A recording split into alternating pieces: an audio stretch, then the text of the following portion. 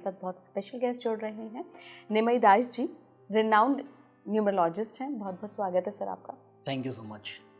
Sir कई numerology में हमने लोगों से सुना है कि कुछ कार्मिक नंबर्स होते हैं। अगर कार्मिक नंबर्स एग्जिस्ट करते हैं तो मतलब कर्म मतलब प्रारब्ध, तो प्रारब्ध भी है, मतलब रीइंकार्नेशन है, पुनर्जन्म है, पिछला बर्थ है जी। तो क्या है ये कार्मिक नंबर्स और पुनर्जन्म के बारे में आप क्या सोचते हैं? पहले हम पुनर्जन्म के ऊपर थोड़ा सा डिस्कस करते हैं। पुनर्जन्म एक्चुअली क्या है मैम, कि जैसे अभी हम ऑफिस में, आप ऑफिस में अपना काम कर रही हैं, आप घर गए, आपने अपने क्लोथ्स चेंज किए, घर के कंफर्टेबल क्लोथ्स में आप आ गए।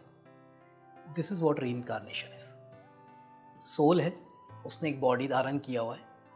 जब बॉडी पहनने लायक नहीं रहती तो वो दूसरी बॉडी में एंटर कर जाती है। एज पर दी कर्मास उसको बॉडी एक मिलती है, ठीक है। अब वो कभी आपको नीचे लेवल का मिलता है, कभी आप मिडिल में होते हो, कभी आप बहुत अच्छी फैमिली में। फॉर एग्जाम्पल अनंत अंबानी है, मुकेश अंबानी जी के बेटे। जिस दिन वो पैदा हुए, जिस हॉस्पिटल में पैदा हुए, जिस समय पे वो पैदा हुए, और भी बहुत सारे बच्चे हुए होंगे वहाँ पर, बट उनको कौन जानता है? कोई नहीं जानता। कुंडली दोनों की सेम, डेट दोनों की सेम, न्यूमरोलॉजी में सब सेम, फिर वो वहाँ कैसे? तो रीइंकार्नेशन, भगवत गीता यही चीज़ कहती है कि आपका रीइंकार्नेशन होता है। अब बात करते हैं, मैं आपको एक बहुत इंपॉर्टेंट चीज़ बताता हूँ। नॉर्मली इंडियंस के साथ ये होता है कि इंडिया, हमारे जो शास्त्र हैं उन पे हमको वैसे इतना ट्रस्ट नहीं होता, पर अगर वेस्ट से कुछ आता है तो हम सोचते हैं, देखते हैं, उसको बहुत इंपॉर्टेंस देते हैं।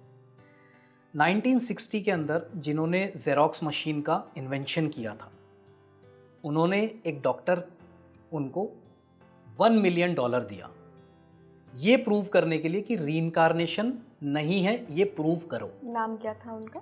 Doctor Ian Stevenson. Okay. IAN Stevenson, आप गूगल पे जाएंगे आपको मिल जाएगा। क्योंकि वो बिलीव नहीं करते थे, तो वो चाहते थे कि इसको प्रूव करे वो। बट उन्होंने जब स्टडी किया, उन्होंने 2000 से ज़्यादा केसेस स्टडी किए ऑल ओवर वर्ल्ड, सिर्फ अमेरिका में नहीं, उन्होंने हर जगह जाकर, इंडिया में आए, वो पाकिस्तान गए, वो आपके जॉर्जिया गए, आपके पता नहीं कहाँ कहाँ, इज़राइल, हर जगह जो कंट्रीज़, जो कम्युनिटीज़ मानती भी नहीं है इसको, वहाँ जाकर उन्होंने केसेस को स्टडी किया और उन्होंने ये पाया कि ये एक फैक्ट है। कैसे?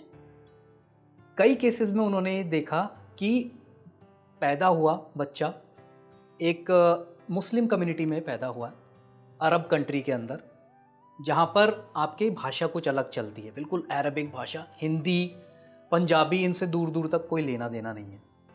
मॉल में घूम रही है बच्ची अपने पेरेंट्स के साथ, सिख कम्युनिटी कुछ दिखी, घूमने गए होंगे, देखी, वहाँ चली गई, बात करने लग गई पंजाबी में, सिख उस लैंग्वेज के अंदर।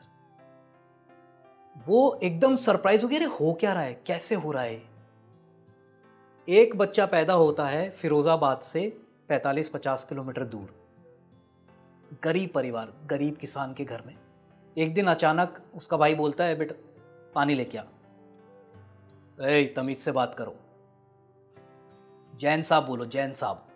बोला जैन साहब, सरक गई है क्या? बोला अरे मैं जैन हूँ, मेरा नाम है शिव बिहारी जैन। ये केस आप गूगल पे कर सकते हैं। मेरे पास मेरी कुर्सी थी आराम वाली, वो बड़ी कुर्सी नहीं होती जिस पे, बोला उस पे कोई बैठ नहीं सकता था। मेरे इतने हॉस्पिटल्स मैंने बनवाए, इतने स्कूल्स मैंने बनवाए, क्या तुम्हारे यहाँ चारपाई भी नहीं है ठीक से बैठने की? तो बड़ा भाई एकदम सरप्राइज हो गया, ये हो क्या रहा है? फिर उन्होंने क्या किया, जो उसने चीज़ें बताई, वो गए वहाँ पर फिरोज़ाबाद में, उन्होंने जांच पड़ताल की।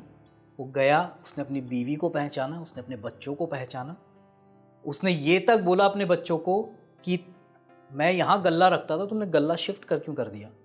ये वास्तु के हिसाब से ठीक था। तो ऐसे बहुत सारे केसेस हैं, अगर आप देखेंगे तो वेस्ट के अंदर इतनी स्टडी हो चुकी है इसके ऊपर। 2-3 टर्म्स इन्होंने निकाल दिए हैं, out of body experience, OBE की उन्होंने बात करी है। OBE क्या है? Out of body experience. इसमें कई मरीजों ने जिनका ओपन हार्ट सर्जरी हुई, जब वो होश में आए उन्होंने पूरी सर्जरी एक्सप्लेन की कि तुमने कैसे किया। क्या बात कर रहे हैं सर? यस। डॉक्टर सबम, उन्होंने अपनी किताब में निकाला, जब उनसे रिपोर्टर ने पूछा कि तुम इतने सालों बाद क्यों बता रहे हो ये बात, बोला मेरे को ये बहुत साल पहले पता लग गया था, मतलब बताया था मेरे मरीजों ने, बट मैं उस टाइम पे बोलता ना तो सब मेरी डॉक्टरी की डिग्री छीन लेते, क्योंकि at that point of time, ये करीबन 25-30 साल पुरानी बात है, उस टाइम पे अमेरिका में कोई 1-2% लोग ही रीइंकार्नेशन को मानते हैं। आज की डेट में 30 से 35% लोग बिलीव करते हैं कि रीइंकार्नेशन होता है। उसने, मरीज ने ये तक बताया है कि जब आपने उसको काटने के लिए अंदर अपने नर्स से नाइफ मांगा और उन्होंने कोई दूसरा नाइफ दे दिया जो कि उस पर्टिकुलर कट के लिए यूज़ नहीं होता, तो आपने उसको डांटा है कि आपने ये क्या दे दिया मुझे। सो अब इसको क्या आप क्या होगे कि कोई चीज़ निकली। अब अगर मैं किसी भी चीज़ को परफेक्टली एक्सप्लेन कर रहा हूँ, यानी कि मैं उस एंगल से देख रहा हूँ जहाँ से एक एक चीज़ क्लियर दिख रही है। मैं ऐसे अगर लेटा हूँ, डॉक्टर यहाँ खड़ा है, वो कर रहा है सर्जरी, अगर मैं यहाँ पे इससे देखूंगा तो मुझे नहीं दिखेगा कि वो क्या कर रहा है, तो that means I am seeing from the top. अब इसमें प्रश्न ये उठता है कि वो क्या चीज़ है जो निकल के गई शरीर से और जो देख रही है, और अगर वो शरीर से निकल गया तो आदमी तो मर जाना चाहिए, ऑब्वियस सी बात है। सो वहाँ पे एक कनेक्शन होता है, जिसको हम, जैसे हम पतंग उड़ाते हैं तो पतंग बहुत दूर होती है, हाथ में क्या होती है, डोर। ऐसे ही कॉन्शियसनेस की एक लेयर होती है जो कि कनेक्शन रहता है, क्योंकि अभी वो बॉडी इस लायक है कि उसमें रहा जा सके। अब उसको आप कर्म कह लीजिए कि उसके अभी कर्म बाकी हैं उस बॉडी के अंदर, कुछ चीज़ें हैं, तो वो एक्सपीरियंस उन्होंने शेयर किया है। मैं आपको एक अपना खुद का किस्सा बताता हूँ। मैं गुड़गांव में था एंड मैं आश्रम में सेवा करता था। वहाँ पर एक मार्केटिंग के, हमने एक एक्सपर्ट को बुलाया कि भगवत गीता को हम और कैसे ज़्यादा प्रचार कर सकते हैं, आप थोड़े आइडियाज़ दीजिए। तो जब उनसे रीइंकार्नेशन के बारे में बात हुई तो उन्होंने खुद ने एक किस्सा बताया अपने चाचा जी का। उनके चाचा जी डॉक्टर, उन्होंने डॉक्टरी पास करी गवर्नमेंट हॉस्पिटल से। तो दे हैव ए रूल कि आपको 2-3 साल कुछ गांव में जाकर प्रैक्टिस करनी पड़ेगी, उसके बाद ही आप खुद का अगर स्टार्ट करना चाहो प्राइवेट क्लिनिक या हॉस्पिटल तो आप कर सकते हो, ये रूल है।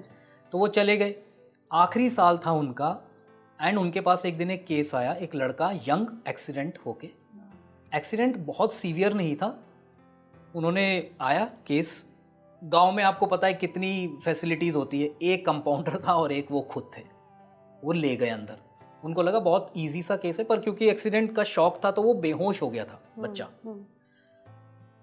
एंड उन्होंने किया थोड़ा, वो अपना स्टार्ट किया करना, उस बच्चे ने शरीर छोड़ दिया। अरे, अब वो डॉक्टर घबरा गए कि यार ये तो पंगा हो गया, हम तो बोल के आए थे बहुत सिंपल सा केस है, अभी ठीक कर देंगे, घबराओ मत। वो जाने लगे तो कंपाउंडर गांव का ही था। उन्होंने कहा कहाँ जा रहे हो सर? बोला बोलने। बोला अगर बोल दोगे ना तो अभी पिटाई हो जाएगी आपकी, वो बोलेंगे आपकी गलती से मरा है। तो बोला फिर क्या करूं? बोला बैठ जाओ। 5 मिनट बैठे, फिर वो कंपाउंडर गया बाहर कि हमको लग रहा था जितना केस इजी है उतना केस है नहीं, 50-50 चांस है, ताकि वो साइकोलॉजिकल सेटअप हो जाए उनको। फिर अंदर आके बैठ गए, फिर 10 मिनट बाद फिर गया, 80-20 ही है, 20% ही चांस। मतलब वो भूमिका बना रहा था, वो एक्चुअली झूठ भी नहीं बोल रहा था, पर वो ये चाह रहा था कि हमारी कहीं पिटाई ना हो जाए। हुआ क्या, थोड़ी देर बाद, 10-15 मिनट बाद बच्चा होश में आ गया। उन्होंने फटाफट से सर्जरी करी, फिर ले जाओ भैया, हो गया, सब ठीक हो गया। वो बेहोश है, होश में आया, उसने कॉल किया कि मुझे डॉक्टर से मिलना है। डॉक्टर साहब आए, बोला हाँ जी। बोला आप जो सब कर रहे थे ना, सब देखा है मैंने, जो आप बैठ के बेवकूफ़ बना रहे थे मेरे घर वालों को, सब देखा। वो डॉक्टर एक्चुअली में नास्तिक थे, वो बताया उनके भतीजे ने हमको कि वो नास्तिक थे। इस केस के बाद वो लिटरली नास्तिक हो गए। उन्होंने कहा कि यार तुमको कैसे पता कि हम ये कर रहे थे? तो हमारे स्क्रिप्चर्स कहते हैं कि when someone leaves the body, वो टॉप पे जाता है सबसे पहले, ऊपर, अच्छा। तो बोला I was on the roof उस रूम की, and I was looking at the, ये एक्चुअली जो फिल्मों में दिखाते हैं ना मैम, एक्चुअली हमारे स्क्रिप्चर्स से निकल के आया है, क्योंकि एक्चुअली में सोल जो है वो ऊपर जाती है सबसे पहले। तो वो बोला मैं वहाँ से उसको आपको वॉच कर रहा था। फिर मैं गया नेक्स्ट रूम में, तो वहाँ पे कुछ सर्जरी चल रही थी। फिर मैं आया कॉरिडोर में, तो कॉरिडोर में मैंने क्या देखा कि मेरी वाइफ और मेरी बच्ची दीवार की तरफ ऐसे फेस कर रहे, ऐसे दीवार है, वो यहाँ खड़ा है और वाइफ और बच्ची ऐसे खड़े हैं और वो यूँ खड़ा है। बोला दीवार की तरफ देख के रो रहे हैं और हाथ जोड़ के खड़े हैं। मैंने देखा क्या है, मैं गया तो वहाँ पे भगवान की फ़ोटो लगी हुई थी, कृष्णा जी की, and they were praying and they were crying, बचा लो कुछ कर लो, जो भी वो उस समय प्रे कर रहे होंगे। बोला then automatically I start going outside. मुझे ऐसा लगा मुझे कोई खींच रहा है और मैं ऊपर की तरफ चला गया, and there was a very light, bright light, और मैं उसमें से चला गया। और ये हमारे शास्त्र कहते हैं कि जब भी व्यक्ति मरता है 122 टनल्स हैं लाइटिंग की, उस एक टनल में लाइट आ जाती है और उसमें से आप निकल जाते हो as per your karmas in this birth. तो बोला मैं उसमें से चला गया। फिर क्या हुआ क्या नहीं हुआ मुझे कुछ नहीं पता, मुझे वापस भेज दिया गया, बॉडी में डाल दिया गया। कुछ ऐसा उसने चीज़ें बताई कि भाई ये कहा गया कि this is not the right time. गलतियाँ उनसे भी हो सकती है, वो भगवान नहीं है, याद रखिएगा। यमदूत या उनके यमराज की तरफ से जो भी लोग आते हैं वो देवी देवताओं की कैटेगरी में, तो गलती उनसे भी हो सकती है, क्योंकि वो भौतिक जगत में मटीरियल वर्ल्ड के ही पार्ट हैं वो, but they are higher than humans. तो उनसे गलती हुई, उन्होंने भेज दिया। उसके बाद से उनके चाचा जी जो हैं वो आस्तिक बन गए। ऐसे बहुत सारे केस हैं। एनडीई करके एक बहुत बड़ा टर्म आया है, हिंदी में मैं नहीं बता सकता, near death experience. Near death experience, right. जहां पर कार रेसर है, जबरदस्त भिड़ंत हो गई कार की, खत्म एकदम, पर वो जब होश में आ रहा है तो वो एक एक चीज एक्सप्लेन कर रहा है कि मुझे स्ट्रेचर पे कैसे चढ़ाया गया, स्ट्रेचर से जब मुझे गाड़ी में डाल रहे थे तो मैं गिर गया, आपस में दोनों लड़ने लगे कि तूने टेढ़ा कर दिया, मैंने टेढ़ा कर दिया, मुझे फिर से उठाया। टोटली अनकॉन्शियस इंसान एक एक चीज़ एक्सप्लेन कर रहा है कि क्या है। एक किस्सा मैंने सुना था, मेरी दादी बताती थी। उसमें कोई 65-70 साल के होंगे, हाईली डायबिटिक, दोनों किडनियाँ फेल, लिवर फेल। डॉक्टर ने डिक्लेयर कर दिया कि डेथ हो चुकी है, घर वाले रो रहे हैं। उसके विदिन 5 मिनट्स रिवाइव हो गए। फिर उनसे पूछा कि क्या हुआ था, वो दुर्गा सप्तशती का पाठ कर रहा था मैं तो बैठ के। ये क्या नियर डेथ एक्सपीरियंस है या आउट ऑफ बॉडी एक्सपीरियंस है? ये बेसिकली आप ये कह सकते हो कि कई बार क्या होता है मैम कि बॉडी से निकल जाती है सोल। पहले के ज़माने में ऐसा बोला जाता था कि ज़मीन पे सोया करो। ज़मीन पे जब सोते तो कई बार रात को सोल निकल जाती थी और पता नहीं कहाँ कहाँ घूम रही है। और इसलिए ये भी बोला जाता था कि जब भी आपके घर में कोई डेथ हो इमीडिएटली जलाने मत लेके जाओ। अच्छा। कई बार होता है कि वो कनेक्शन जुड़ा हुआ है, वो डिपेंड करता है, हर इंसान की अपनी एक जर्नी होती है, वो किस तरीके से, वो जो सोल है वो कहाँ कहाँ, कितनी उसको लिबर्टी मिली हुई है कि वो अपनी बॉडी से निकलकर कहाँ जा सकती है।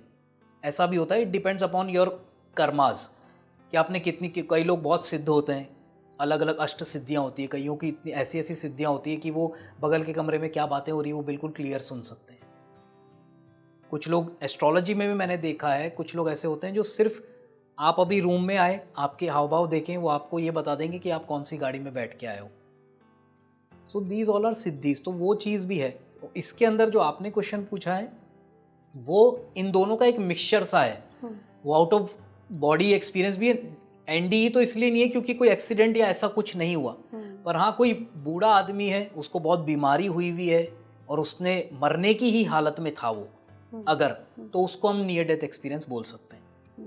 बट एक्चुअली में ये दोनों ही चीज़ें ये प्रूव कर रही है कि there is something inside your body जिसने इस बॉडी को अलाइव रखा हुआ है, सोल।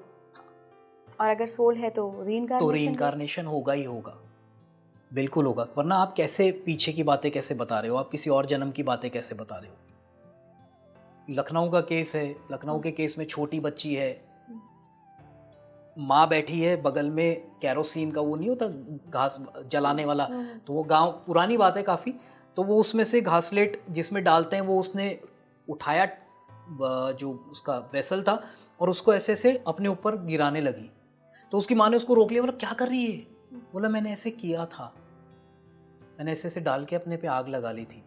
तो उससे जब पूछा गया तो उसने बताया कि मैं कहाँ थी। वहाँ जाके उन्होंने जब पता लगा तो उनको ये पता लगा कि हाँ ऐसे ही किसी ने अपने आप को, एक लेडी ने आग लगा ली थी। अच्छा सर, गर्भ पुराण में ये किस्सा मिलता है जहाँ पर पूरी वूम जर्नी के बारे में, जो बच्चे की वूम जर्नी होती है उसमें बताया जाता है कि पूरे जो 9 महीने होते हैं वो बहुत दर्द सहता है, पीड़ा में होता है, भगवान को याद करता है, अपने सारे जन्म उसको याद आते हैं, लेकिन जैसे ही वो डिलीवर होता है सब कुछ ब्लैक हो जाता है। तो जिन बच्चों को अपना पास्ट लाइफ याद रहता है, जो लोग दावा करते हैं कि हम ये थे पास्ट लाइफ में, क्रॉस चेक भी किया है, कई केसेस में निकले भी हैं, तो उनके साथ क्या होता है ऐसा गड़बड़ कि उनको याद रह जाता है कोई एक जन्म? देखिए मैम, ये एक this is a permutation combination of your karmas. तो एग्जैक्टली उनको क्यों याद रहता है इसका कोई सच कोई रीज़न नहीं है, बट क्योंकि सोल तो है, उसकी अपनी एक मेमोरी बैंक भी है। कई बार कुछ लोगों की मेमोरी बैंक में कुछ यादें रह जाती हैं। अच्छा। और over a period of time वो वॉश आउट भी हो जाती है।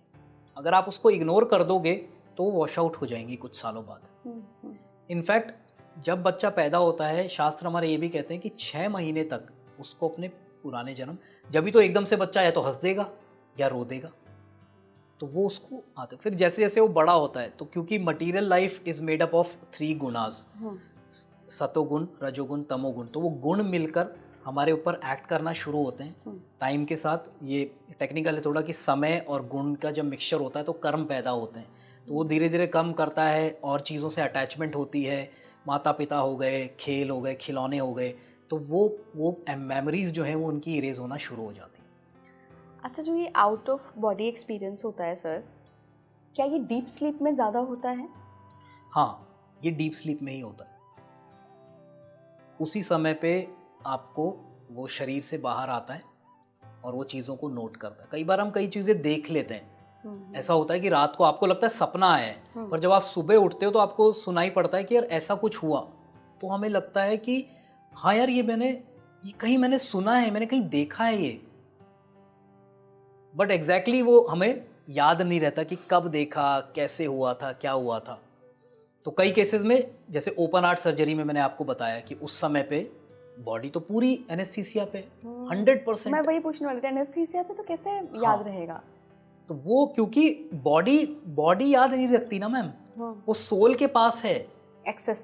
यस, बॉडी तो इज लाइक अ जड़, it's a non living thing basically.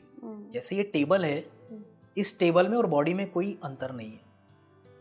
जब तक सोल है तब तक इस बॉडी में एक लाइफ है, otherwise it's just like a non living thing.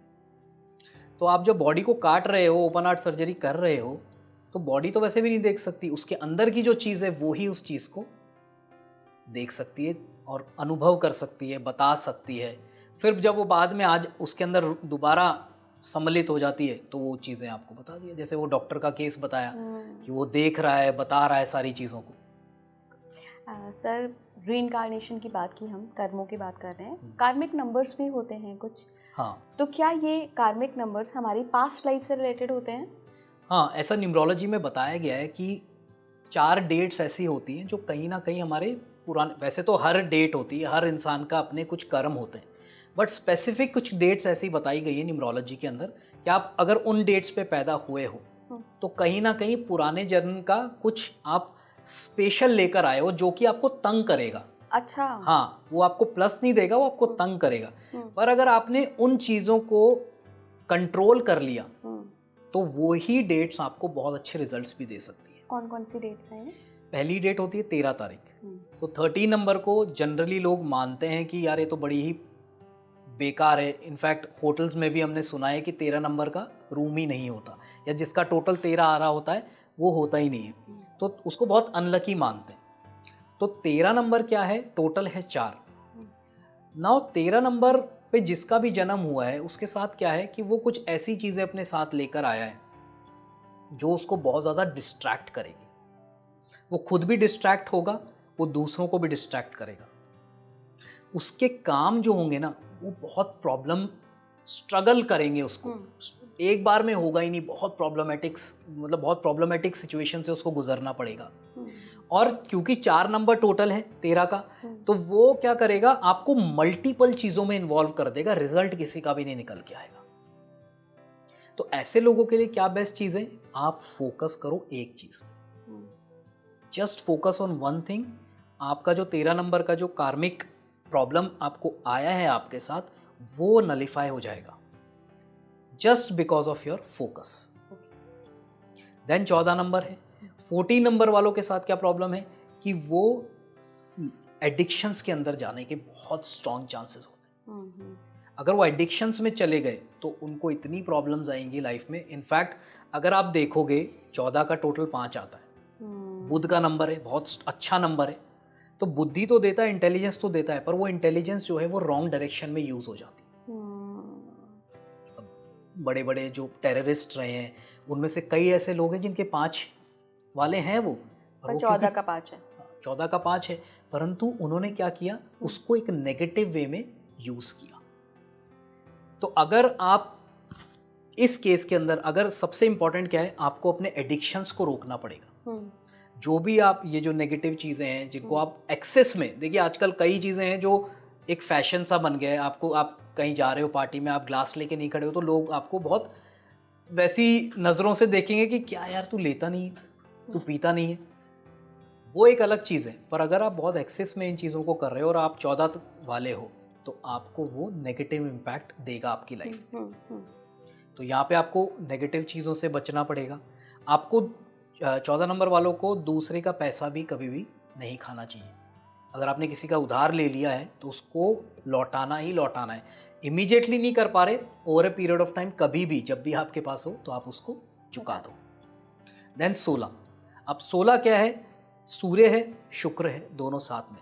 ऐसे लोगों के साथ जो सबसे बड़ी प्रॉब्लम होती है, ईगो की प्रॉब्लम आ जाती है। बहुत ज़्यादा ईगोइस्टिक हो जाते हैं, दूसरों को कुछ ना समझना, दूसरों की गाइडेंस, दूसरों के फीलिंग्स, इमोशंस को कोई इंपॉर्टेंस नहीं देते। 7 टोटल आ रहा है, केतु है, स्पिरिचुअल। अगर वो व्यक्ति स्पिरिचुअल है तब तो वो बच जाएगा, नहीं तो उसको बहुत ज़्यादा प्रॉब्लम आएगी। और 19 नंबर में भी दिक्कत क्या है, सूर्य है, मंगल है, दोनों ही बहुत स्ट्रॉन्ग नंबर है।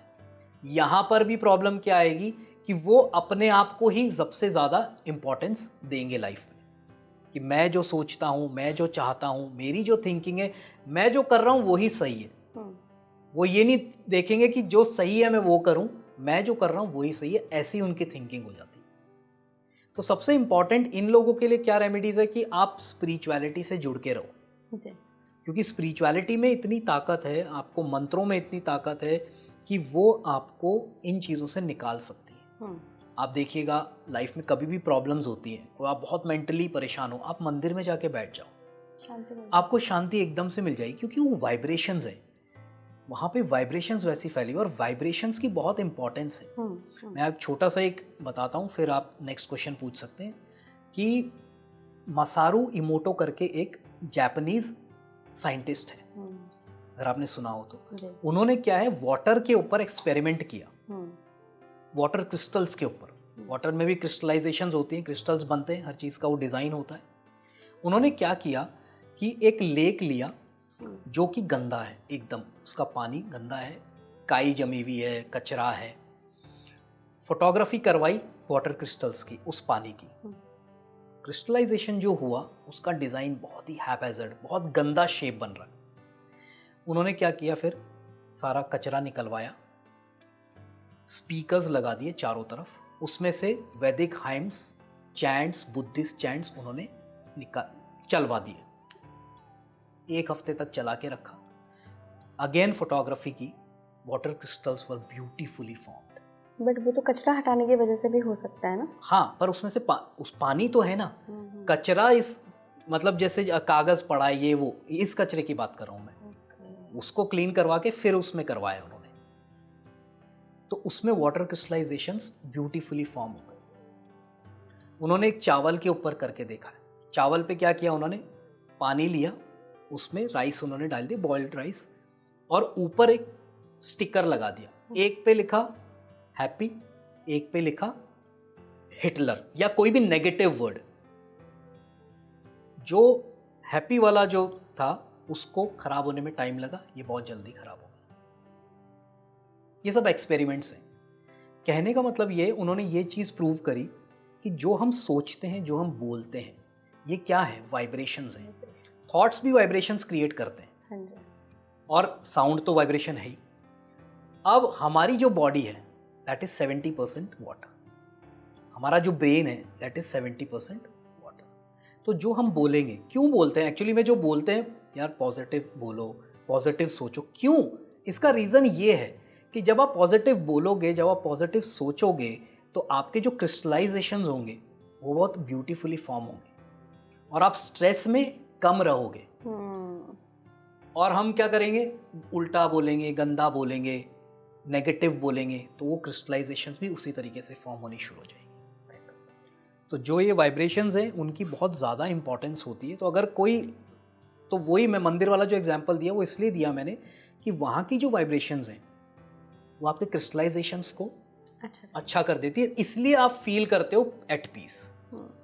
ऐसी पोजीशन में आप जाके बैठ जाओ किसी डिस्को में जहाँ पे मेटालिक म्यूजिक चल रहा है, धम धम धम और धम, ज़्यादा आप और ज़्यादा परेशान हो जाओगे, क्योंकि उस समय पे वो जो वाइब्रेशंस है ना, वो आपकी दिमाग की जो वाइब्रेशन उसके बिल्कुल विपरीत हो गई। तो जेल नहीं हुआ, तो क्रिस्टलाइजेशन और इम्प्रॉपर हो गई आपकी।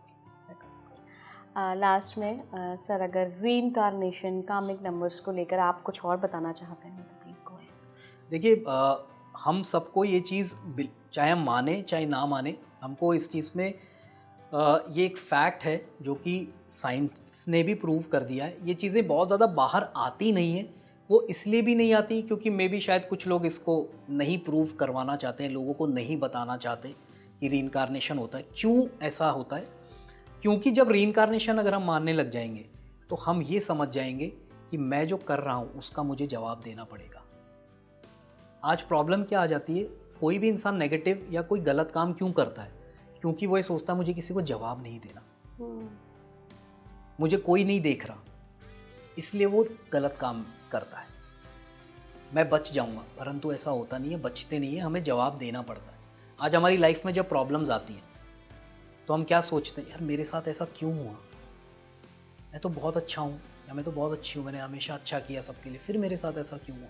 तो वो जो क्यों का आंसर है वो कहीं ना कहीं तूने कभी तो कुछ गलत किया होगा, वरना नहीं मिल सकता, वरना आपके साथ गलत नहीं हो सकता। अगर आपने गलत नहीं किया तो क्यों करेगा आप? अगर हम भगवान, एक किसी सुप्रीम को मानते हैं जिसने हम सबको बनाया, तो वो मेरे साथ ही क्यों गलत कर रहा है अगर मैंने गलत नहीं किया तो?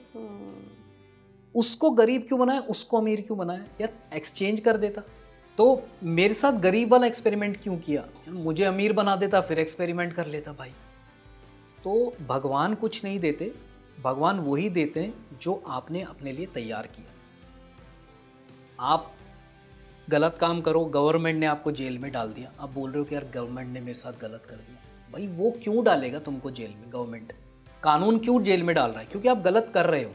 तो अगर आप जेल में हो तो गलत कर रहे हो, बाहर हो तो सही कर रहे हो। So this is very simple. और मैं तो खुद भी ये कहूँगा, सब ऑडियंस से भी कहूँगा कि आप सोचो, खुद भी सोचो कि ये किसी के साथ अच्छा क्यों होता है, किसी के साथ बुरा क्यों होता है। हालांकि ये बहुत बड़ी डिबेट है, अगर हम इसके अंदर डिबेट में चले जाए तो ऐसे भी क्वेश्चंस आएंगे जहाँ व्यक्ति ये कहेगा कि बहुत अच्छा इंसान है, इसके साथ गलत हो रहा है, ये बहुत गलत इंसान है, इसके साथ बहुत अच्छा हो रहा है। तो ये भी है, पर ये कर्मा थ्योरी, वो कर्मा थ्योरी समझे बिना इसका आंसर देना, समझ मैं तो दे दूंगा पर ऑडियंस शायद ना समझ पाए। सो इनिशियली हमको ये मानना पड़ेगा कि हम जो कर रहे हैं उसका आंसर देना पड़ेगा। We are answerable to each and every act what we do. Thank you so much sir.